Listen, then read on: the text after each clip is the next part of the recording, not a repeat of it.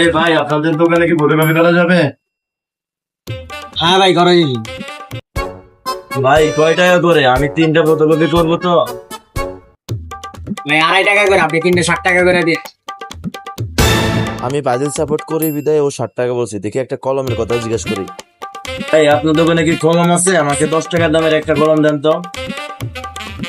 ভাই 10 টাকার কলম তো নাই, 60 টাকার কলম গুলো আছে।